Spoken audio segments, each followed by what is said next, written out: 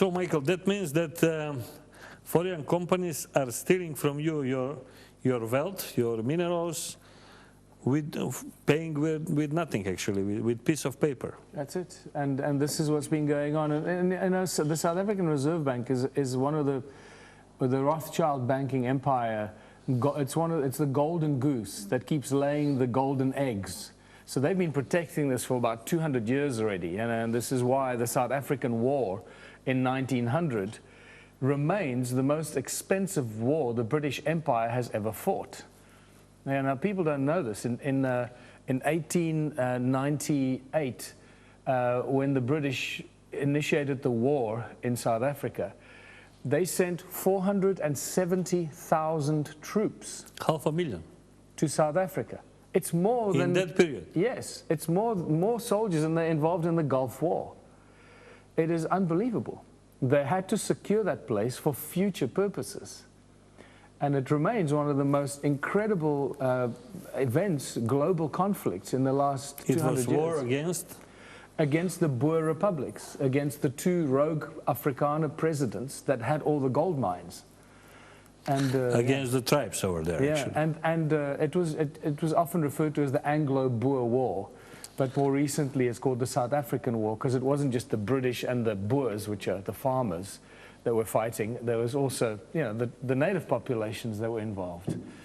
And so the British Empire knew that they had to secure South Africa for future purposes, to deliver the gold, the diamonds, and all the minerals. And that's exactly what's happening right now. They moved in. South Africa had a state bank until, I think, 1920. And 1922, 10 years after the initiation of the Federal Reserve Bank in the USA, the South African Reserve Bank was introduced as a private company to control the money supply to the people. So in essence, what happens is that all these central banks create money out of thin air, through all the other banks as well, that they control, and they sell it to the government, and the government then enslaves the people to work like slaves to pay back the money to a private company. So with the Ubuntu movement, we're just basically highlighting this information to the people and saying, pay attention, wake up. We're allowing a private company. It's like saying, the Ford company or the General Motors company should issue the currency for our country and control our banking. It's the same thing. And solution? The solution is that there are several solutions, but you have to start with the most obvious solution. First of all, we have to realize that we don't need money. Now, that's a big, big question in most people's minds. And they jump to conclusions immediately, say, well, how are we going to survive? But so before we even get there, the first solution is close down the Reserve Bank and replace it with a people's bank or a state bank that issues money for the people, by a government of the people, that is a government that's a servant of the people and does what the people want. Because right now, the governments are not servants of the people. They're the slave masters of the people, allowing the central banks to do what they want and using the people as the slaves to enrich the bankers and keep the bankers in absolute control. What's happening in South Africa is so spectacular, and this is happening all over the world, but I use South Africa because I really believe that that's where the Rothschilds and this banking empire is so active, and it is so maliciously taking control of the country and stealing the land from the people that it boggles the mind. They're, for example, moving into the tribal lands now, where tribal kings and chiefs own the land. Yes, but my last question for this moment, and after end of apartheid and Mandela come on power, is the same? What's even worse. Unfortunately, what people don't know is that Nelson Mandela must have known this, and he allowed the Rothschild Bank empire to take control of the country far more severely than they have done up to that point. So as much as we love and revere Nelson Mandela, he did things that the country and the people of South Africa are now paying for, and basically allowed the enslavement of the whole population. And that's not a popular thing to say, but we've got to say it. That's the truth. It's the truth, yeah. Интересно е како оваа филозофија се наметнува во светот, како оваа филозофија се повеќе добива своји нови следбеници. Колку што можев да забележам, неговата партија движење на минатогодишните избори парламентарни немаше добиено пратеничко место, меѓутоа она што се забележува е негова популарност голема во рамките на неговата провинција каде што тој живее. И, како што зборувавме, се надева и на одредени пратенички мандати во рамките на локалното собрание кога ќе дојде време, мислам ме рече наредната година.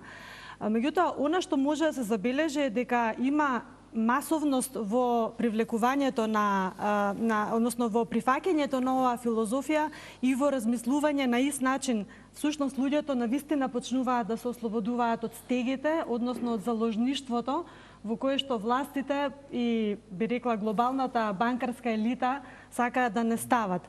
Ние сме всушност и без да размислиме премногу и без да воопшто имаме некаква подлабинска анализа, ние сме навистина заложници на интересот. Интересот главно врзан со парите. И навистина, како физички битија, не знаеме да си ја согледаме нашата реалност, односно нашите вистински права, кои произлегуваат од природните права, од Бога дадени права. И тоа е она што представува вистинска нишка во филозофијата на Убунту партијата и на господинот Телинџер како лидер на партијата, кои навистина треба да се доразработат со цел на граѓаните да им стане јасно за што всушност се работи.